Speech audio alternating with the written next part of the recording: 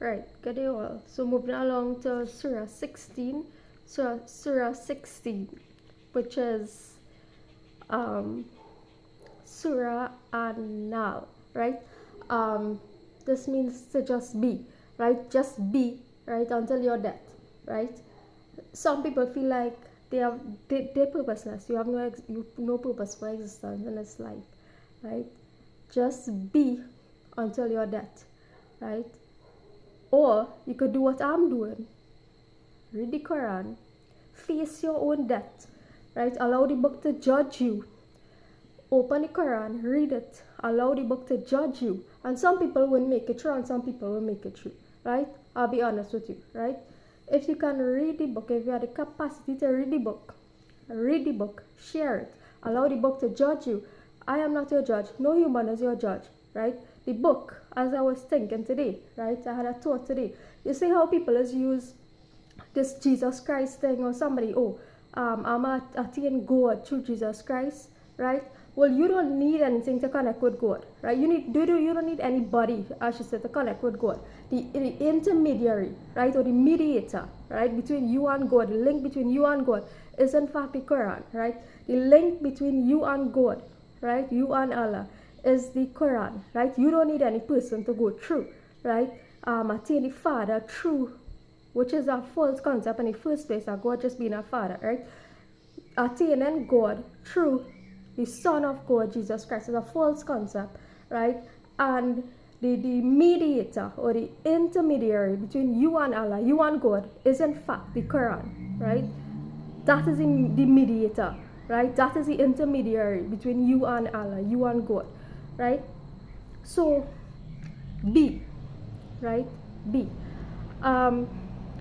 So the first verse in this chapter in this surah is patience, right? And there's a theme, there's a important theme throughout the course, right? Throughout the course of this book, patience is one of the core themes, right? Patience is one of the core themes throughout this entire book, right? That's where that phrase, patience is the greatest virtue, came from, right? Actually came from these teachings, right? It came from these teachings, right? Patience being the greatest virtue, right? Patience, right? So be not impatient for the command of Allah, right? Which is the part of sacred return, right? That's what this whole book is about. In fact, this chapter is about taking a straight and narrow path as the part of sacred return, right? And that's non-violence. That's what this chapter is about. This chapter is entirely, right, about the journey from violence to non-violence. Right? That's what this chapter is about, right?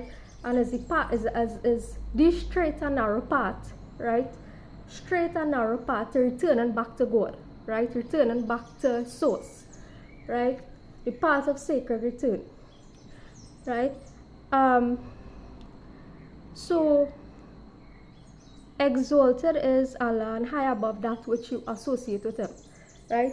Exalted is Allah and high above any partners that is associated with Him, right? There are angels who with revelations, right? So angels are humans on earth as well. Like I say, you won't see them fly around with wings, right? There are people you come in contact on a daily, a weekly, sometimes you might just cross paths with somebody once, twice, right? And there are certain people who are angels, meaning that they are supporting entities, right? They are supporting entities to what? Your goals, your aspirations, your dreams. And you don't even know that, right? There are people around you who are supporting attributes or entities, right, to your goals, your aspirations, your dreams, right? In the background, to the side of you, in front of you, right, around you, they are referred to as angels, right? Supporting entities, right? And people don't usually pay, this is knowledge, right? And people don't pay attention to these things, right? A lot of us go through life unknowing to these things, right? Not knowing these things, right? Not knowing that they are actual entities and they are in the form of human beings, right? They are in the form of human beings, right? And that is part of what is referred to as the unseen, because you don't perceive it, right? As you go through life, you won't generally perceive this, right? You won't pick up on these things, right? Unless you are a highly perceptive thing, right? So some of these entities, right, receive revelations, right? And that's what they do, share it with the world, right? This statement is what? So one, that there is no deity apart from Allah, right? None is worthy of worship, right? And that's why I keep reinforcing this, right? And people still be doing it, right? People who are aware of it, that is. So this is a warning for people who still be doing this, right? To ease up on this is not an easy thing to do, right? It's not an easy thing to just give up on traditions that you've been having for all your life, that have been passed down for you. And that's why this whole judgment thing too, I don't agree with it to the extent that I see it happening, right? You're only seeing death all around you, right? I don't, and the kind of deaths and all kind of thing too, right? I don't agree with that kind of scenario, right? It's hard for people to ease up on some of the things that have been passed down generation for generation for generations, right? So it is, as I was saying, right? Certain things are what difficult to accept, right? Certain, especially if you grow up with a certain tradition or certain knowledge all your life, right? And then bam, shop, this revelation comes to you, or you're presented with some truth, right? That's different from a truth that you know, right? That is a very difficult thing to accept, right? It's a very difficult thing to accept, right? So this is a point that I'm trying to make. So if information comes to you that's different from that which you know, right? There have been and there is a lot of spiritual manipulation going on in the world, right? Therefore, if knowledge comes to you, and direct knowledge that, hey, what you've been doing is not actually the correct thing, right? It's not actually the correct thing, and there are what? Entities out there that you are worshipping that do not want to be worshipped, right? Do not want to be worshipped, right? To just gradually ease off from it and take the path, right, of simple right action, right? You don't need to worship any force outside of Allah, outside of God, right? Outside of the supreme God, right? No other forces need to be worshipped, right? So there's what I'm saying, right?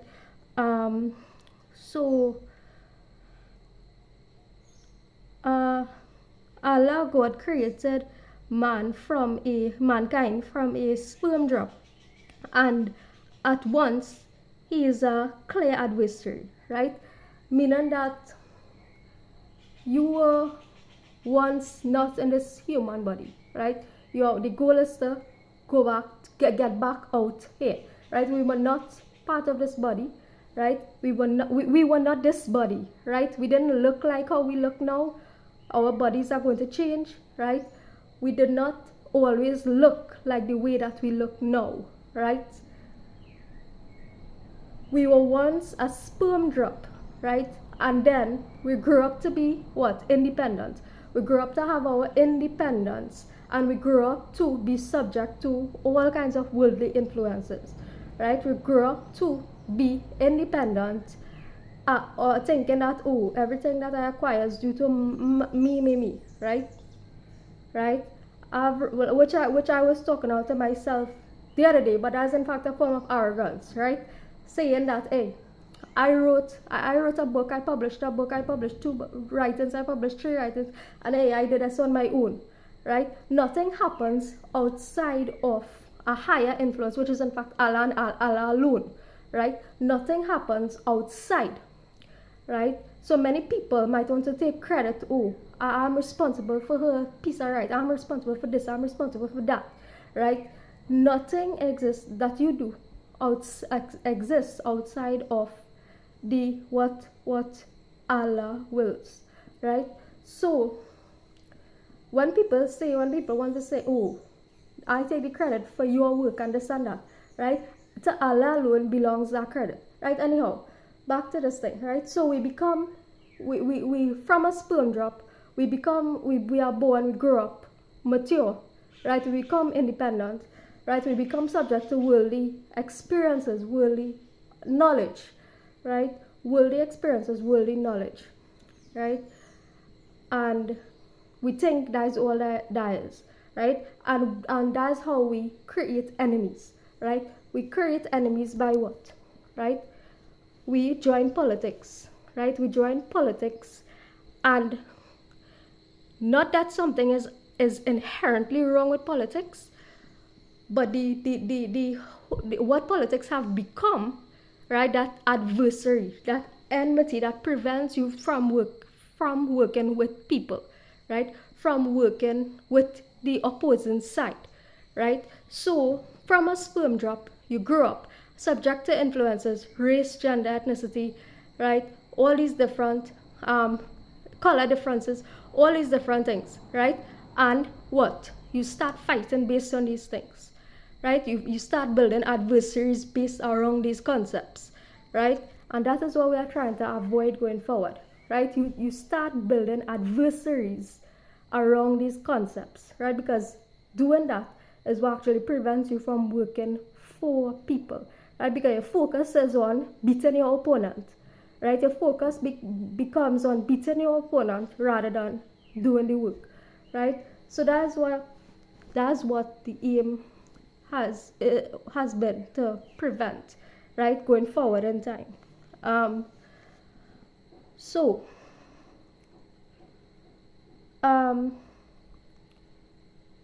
right, so it is so as I was saying, the book provides guidance from moving from violence on your plate, and this is a straight and narrow path, or should I say D, right? It is a straight and narrow path back to God, right? Easing up from becoming vegetarian, right? Is a straight and narrow path back to God, right? So the book provides guidance on moving from meat eating, right? It talks about God providing livestock, right? Firstly, it talks about livestock being provided, right? And then they're saying numerous benefits from what you eat, right? And then it goes on to, right? If we go to Surah 14, right? He subjected the sea for you to eat from, tender meat and extract ornaments from what you wear, right? So it's moving from, right? And that's why I suggest that Surah 14, replace it with 11, right? To switch those verses, right? The book it's supposed to be, the chapter is supposed to be a graduation.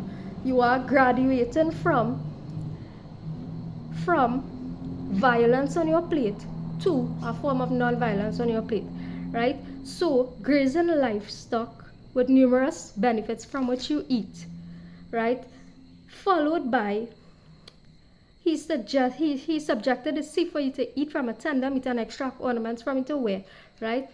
Following that, he causes to grow for you crops, olives, palm trees, grapevines, and fruits, right? Indeed, that is a sign for people who give to people of intelligence, right? So it's stated right here in the book, right? It's stated right here in the book. So the chapter is a graduating chapter, a spiritual graduating chapter, right? Whoever have ears to hear will hear it, right? The chapter is on a graduating chapter, right? You are graduating from violence on your plate to non-violence, right? And it further actually goes on, right? Right. So from livestock, which is beef, you're tending to beef, you have chickens, mine, and you have goat, right? All these things that people eat, right? And it goes on to extracts from the sea, right? And then for you in grazing livestock is a lesson, right? We give you drink from what is in the bellies, right? Pure milk, palatable to drinkers, right? So, livestock to sea meat, tender extracts to milk, right? And honey, right? A land of milk and honey, right? Milk, right? And honey, right? Emerges from, right? Right, talks about the extract from bees, right, which is healing for people, right? So is a graduation, right? And then after that, should you want to take it a step further, which I am not promoting as an agenda, but as a spiritual evolutionary journey, right? If you want to take it a step further, because all these things are in fact they create hurt to animals, right? Honey, milk, right? All these things actually they create harm in different ways, right? In different ways, right? So taking it a step further, which is to evolve from eating these things to actually eliminating dairy from your diet, right? Which again, I'm not promoting this as an agenda, but as a personal evolutionary journey, because not everybody in the world actually want to do this, right? And two, actually are able to complete this in a particular life, right? So right,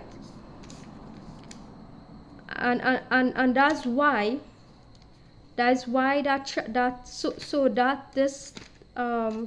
this verse 11 should actually come after those two verses, right?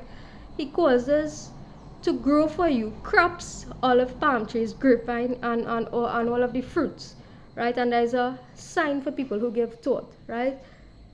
For you to evolve your consciousness to that point, right? So that's actually the core lesson in this chapter, right? But we'll go on to talk about make a few other points, right? Which important things which this chapter elaborates on, right? Right, 20. Those who are invoked other than Allah, create nothing and are they themselves created, right? Those who are invoked other than Allah, right, create nothing, right, and are themselves created, right? And that is a verse that really riled me up, right? I'll be honest, is a verse that really riled me up, and is a verse that will rile up a lot of people, right? Those who are invoked other than Allah create nothing, right? Create nothing, right? Meaning that you come and you share the knowledge that has been repeated over and over again. Meaning nothing new is created, right? Nothing new is created, right? There is nothing new under the sun, right? And there's a repetitive theme you keep hearing, right? Nothing new is created, right? The same lessons are repeated, and you ain't really create anything, to be honest, right? And I ain't really create anything, to be honest, right? You create nothing, and you yourself are created, meaning Allah have created you, right? Allah, your parents have even created you, right? You were created by Allah itself, right? Or recreated, I should say. You were created once by your parents, and you were what? Recreated by Allah, right?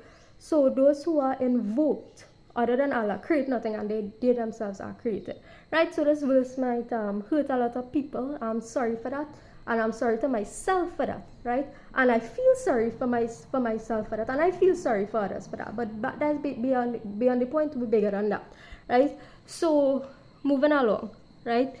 Allah knows that which you conceal and that which you declare, right? And if you should count the favors of Allah, you could not enumerate them. Meaning that you can really count. Like Allah have given you everything, especially if you are a person who really has been focused on what? sharing the word, sharing the book, and so on. Right? Allah has given you everything. Right? Allah has given you everything. Right? So everything has been provided. Right? Everything is provided for you. There is no need for desires, right? Outside of that, there is no need for anything, right? That which you require is provided, right? Um, right. Allah does not like the arrogant, right? Um, so simply do what you have to do what you have to do with humility, right? Carry on. This talks about the day of resurrection, right? And right. So it talks about helping others to bear some of the burdens of others, right? So which some of us are doing, right? Helping, assisting others to bear some of their burdens, right? And this is what we encourage to do, right? So that what? One person don't carry the weight of the world, right? Encouraging each other to share or to help each other alleviate burdens, right? So that one person, as with past knowledge and so on that were brought forth to you all, right? A misinformation, right? That one person bearing it, that's actually untrue. Everybody, actually, that's what accountability is, right? That is what mercy is. That's what accountability and mercy is, right? Helping each other to bear each other's sins, each other's burdens, right? Assisting each other, I mean, and helping to, volunteering to help to lead people back onto the right path, right? Volunteering to, even if you don't want to do this, right? Volunteering to help bring people back onto the right path, right? Right. So your exaltation should be towards Allah alone and to avoid what? False objects of worship, which I talked about before, right?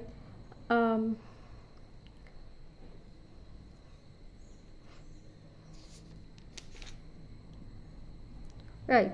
So it is said that when adversity touches you, you cry to Allah for help, right? But once the adversity is removed from you, you start associating other things with Allah, right? With God, right? You start to worship. You start to worship everything else, right? Something get a gift, you get gifts, you get money, you get a house, you get land, you get a job, right? And you forget about all these things, right? So the point is to maintain your connection, right? Maintain your connection to Allah through the book, right? If you read it already, touch on it every now and then. Remind yourself about the message now and then. Remembering, right? Remembering the message every now and then, right? Carrying through your life with the message, right? Carrying through with the message throughout your actual daily activities, right? If you have a job, remembering, right? You don't lose touch with the book. You don't lose touch with Allah, right? You remember, right? That's what it means. So it says that people are assigned to you, right? There are people or entities that would assign things or give you assignments, right? Of which they do not know, right? You alone know where your assignment is from God, right? There are people who would want to assign all kind of things to you, right? She was chosen for this, she was chosen for this, she was chosen for this company, she was chosen for this industry, she was chosen for that, right? She's assigned to this, assigned to that person, assigned to this, right? And they assign to you, people assign to you, right? Or entities assign to you that which they do not know, right? That which they do not know, right? So this is what we are trying to avoid, that you alone know what was personally revealed to you, and it's to follow that which was what revealed to you, right? You alone know that which was revealed to you, right? Right. So 58 talks about gender, right? Gender and childbirth, right? So like I said, there's a lot of themes in this book that's worthy of discussing and contemplating, and is a very important book, right? It talks about gender. So you all know in our culture, right, there's a preference for, or past culture, right? that still exists in different forms, right? A preference for a particular gender. So you what prefer a boy child, right? People would prefer a boy child if they give birth to a girl. Is, oh gosh, is a burden, right? You are a burden, right? A girl child is seen as or has been seen as, and is continuing in certain cultures throughout the world. Having a girl child, you are a burden, right? You are, well, people just want to push you out of the earth, right? You are a burden, right? Nobody wants you anymore, right? Nobody wants you. You are unworthy, right? Nobody wants you anymore, right? Just leave, right? Right? So that's what is either to what.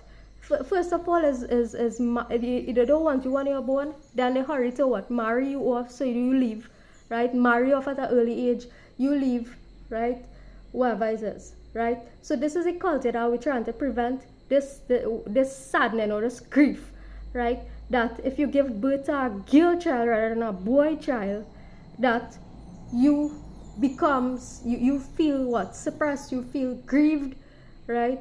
By virtue of what, giving birth to a girl child, a child that is not the gender that you want, right? So talking about abortion, say when you're bringing in this too, right?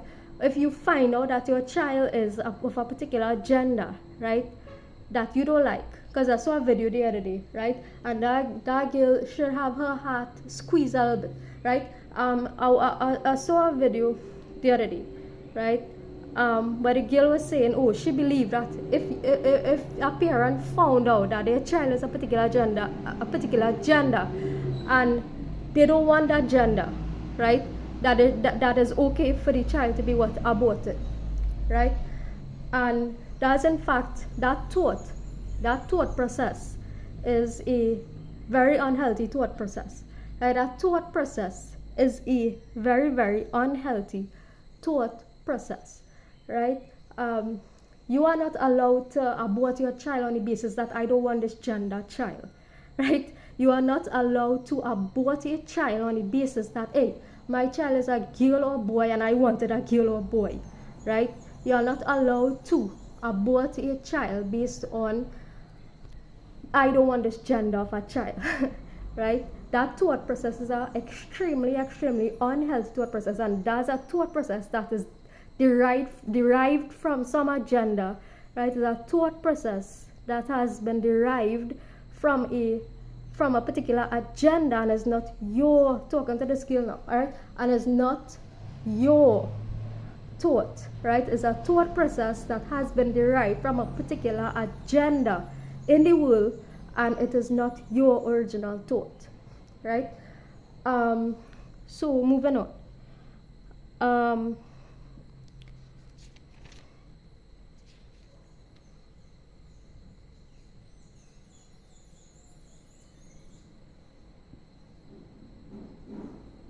Right.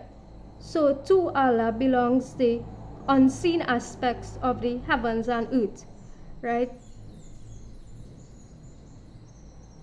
And the command for the hour is not but as a glance of the eye or even nearer, right? The hour, right? Meaning that this life is so short, right? Meaning you're always hearing people talking about the hour, the end is near, right? The hour is approaching. Our hour is approaching for my death, the hour is coming for your death, right? The hour is approaching, right? The command for the hour is not but as a glance of the eye or even nearer, right? Or even nearer, right? So the book also is a little bit poetic, has a little bit of poetic verses for those of you who like poetry, right? There's also a little bit of poetic moments in the book, which makes it all the more beautiful, right? So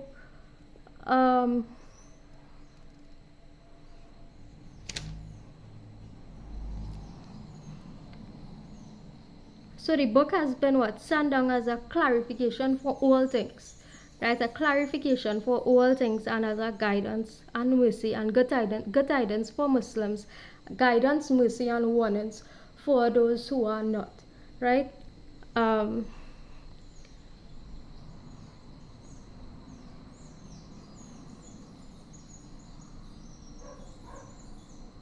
Right. So let me just clarify this thing, right? If Allah had will, he would have made you of one religion, right? Meaning that the the commands of Allah, right? Or the actual facets, the key points or the principles, the virtues, right, are what to be followed, right? Meaning that you could the concept of Islam basically is belief in the existence of one God, right? That's one of the main principles, monotheism, right? That belief system could be expressed in different ways, right? The belief system could be expressed in different ways. There's a belief of one God and no other form of deity being associated with that one God, right? Deities being Krishna, Jesus, Ram, or in other cultures, Thor, Freya, right? All the Frigga, right? All these other Norse gods, all these different cultures, Isis, right? Horus, right? All these different cultures, right? Anything, European culture, Caribbean culture, African, Indian, Norse, right? Italian, whatever it is, right? Doesn't matter. Right? The concept is to, the main principle is to what? Associate nothing with God, right? Associate nothing with God. And that could be expressed in whatever way you like, right? But that is the main principle, right? According to your soul's preference, right? That's what the book is saying, right? According to your soul's preference. So it's not about turning everybody into this one robotic system, right? But you express yourself. You are free to. You see, I teach in here. I have my own personality to teach, right? I'm not listening to nobody tell me, oh, I should speak like this. I should speak in this way. I should dress in this way. I know I am modest. I'm talking about like if you don't like me wearing a jersey and I'm supposed to come dressed, so have my hair fixed in a particular way. Right? I'm not listening to nobody saying that because I have my personality. I have my way of communicating knowledge. So the book really is about having you maintain your personality, right? Having you maintain your way of doing the things naturally, right? However you like to do this, right? However you like to teach. You do it in your own style, right? You do it on your own terms. You do it on your own time, right? That's what freedom is, right? And according to your soul's preference, right? You follow the guidance of God or Allah, right? But according to your own terms, right? According to your preferences. But once you're doing it, right? And that's it could be extracted to, this lesson could be extracted to what? Your workplace, right? Employers could learn from this, right? To benefit the employees. Hey, you get the task done, get the assignment done. But hey, you don't have to work 9 to 5, right? You don't have to come in here 8 to 4. You don't have to do that 7 to 3, right? You just get the assignment done. Hey, I could go home, take 2 hours out of my leisure time, complete the assignment, and then the next day leave 2 hours early, right? That kind of flexible system you could extract according to one's own soul's preference, right? So that's the depth that the book actually have, that you could actually take whatever's in here and apply it to whatever life situation that's it, right? So moving along, talking about 95, right? Talking about oaths, right? Oaths, OATHS, meaning promises, meaning if you want to call it a covenant or oath, right? Now, when a revelation comes to you, like I was saying, sometimes it's not just one thing revealed to you, right? Sometimes God reveals something to you and it's a whole series of things, right? Sometimes you are sent some form of what? Confusion, right? And you have to make it through to clarity, right? You are sent energies of confusion and you have to make it to clarity, right? So your covenant, right? When it talks about a covenant with Allah, right? A covenant with Allah means a covenant with Allah alone, right? Whatever is beyond that, or whatever is, meaning that there is no, you are not obligated to any relationship otherwise, right? Unless communication takes place, right? And that's our main focus too. That's an important lesson in this book, right? Important teaching that there are different things that people might try to what?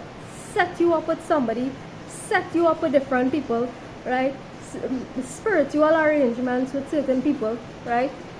You are not obligated to that, right? If you choose so you realize this thing is taking place, right? And you choose to out yourself from it, right? You could out yourself from it, right? With the knowledge that, hey, my covenant is now with any human beings that didn't actually communicate something with me, right? Unless, and this is with the exception of people who are unable to speak, right? They are unable to speak for whatever matter, right? Physically speak, right? People who are physically unable to speak or have some deficiency in their senses and are referring to these situations, right? Those are exceptions where you use sign language and so on, right? But if you have the capacity to speak, right? You have the capacity to speak, right? And human to human oath, right? Means what? Communication, right? You don't just assign somebody to somebody or arrange somebody to somebody, right? Without that form of communication, without form of, hey, these two people meet and talk, right? If those people do not meet and talk, right, how could there be a covenant, right? So other than that, your covenant is only to Allah, right? Or if those persons do not have a in-person, there is this concept of spiritual marriage and all this thing, right? We are breaking apart all these things, spiritual marriage and all that, breaking all these things, right? Unless the person what? Directly communicates to you, right? So other than that, your oath is towards the higher energy, the higher form, which is Allah and Allah alone, unless that form of communication comes your way, right? So that's clear enough what this whole situation is, and breaking these what spiritual marriages and so on, this kingdom, spouse, whatever, right? So freeing people, right? Freeing people from each other, right? If there's no actual physical arrangement, right? If there's no and you personally being able to what? Meet with a person, communicate with a person, right? And communicate meaning by verbal language or sign language or whatever you choose to, right? Breaking those spiritual ties that forces try to force you into without consent, right? So whatever you will have, right? Meaning things of the physical will end, right? And at the end, when we all leave, all that will remain is Allah, right? Meaning source, right? Allah's source, meaning all that will remain when all of this goes, when all of this dissolves back, right? All that will remain when all of us dissolves back, right? And are taken back to God, right? All that will remain is what? Neither is nor that, nothing, nothingness, right?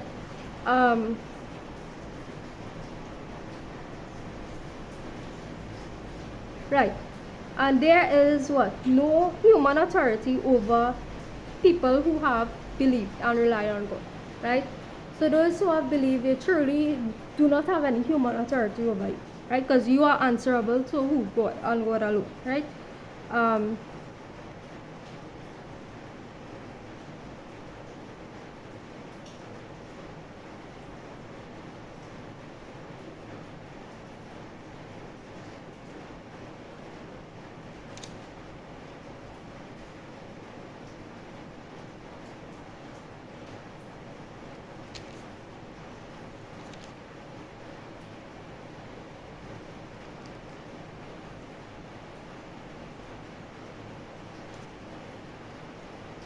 Right.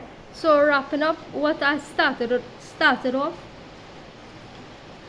Eat what Allah has provided for you, which is lawful and good, right? And be grateful for the favor of Allah, right? He has only forbidden for you dead animals, the blood, the flesh of swine, and that which has been dedicated to any other than Allah, right? So if you have a praise or whatnot, personal praise, anything, right? Don't dedicate your food food, your so on to any other force, right? Any other force beside one God, and this is something that is going to be hard to break out from, right?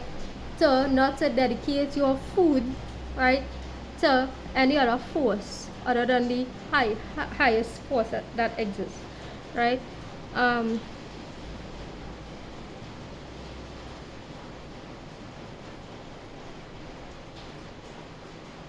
Right.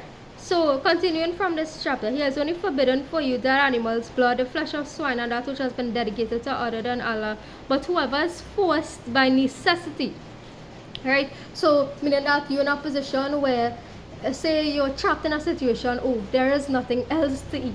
Right? There's nothing else to eat but these things that has been forbidden. Right? You are in a position where there's nothing else available to eat and you are what? Starving to death. Right? And you choose to eat the animals, the blood, flesh, swine, blood of swine, whatever, right? If that is the only thing available on the planet, right? Or any situation that you are in, right? And whoever is forced by necessity, neither desiring it, nor transgressing its limits, right? So if you are following this path and you are trapped in that situation, right, and you are forced to eat this for survival, you are not to face any you are forgiven and you are a receiver of the mercy of God, right?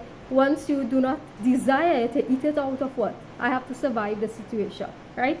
And you do not transgress. You do not transgress the limit, meaning that you don't overindulge, right?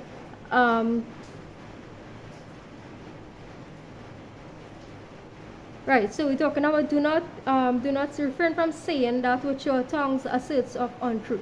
Right, so refraining from in your daily life practice. So refrain from what? Dishonesty. Right? So your patience is not but through Allah, right? And do not grieve over others or distress over others that which they conspire against you.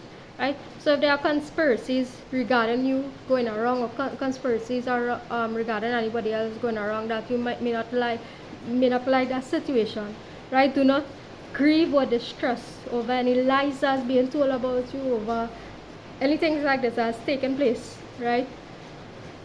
And lastly, I would like to add, right?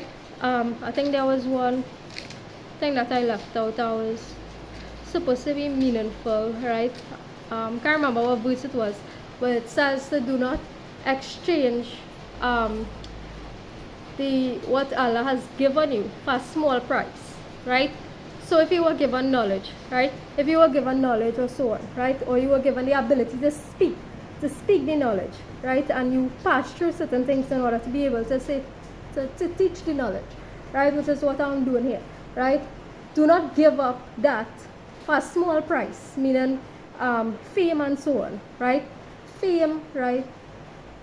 So I was kind of down and depressed lately because what, right? I see that I have 9 views and other people having what, hundreds of thousands of views talking about with things, irrelevant things of the world, like things that don't even matter in the sight of Allah, right?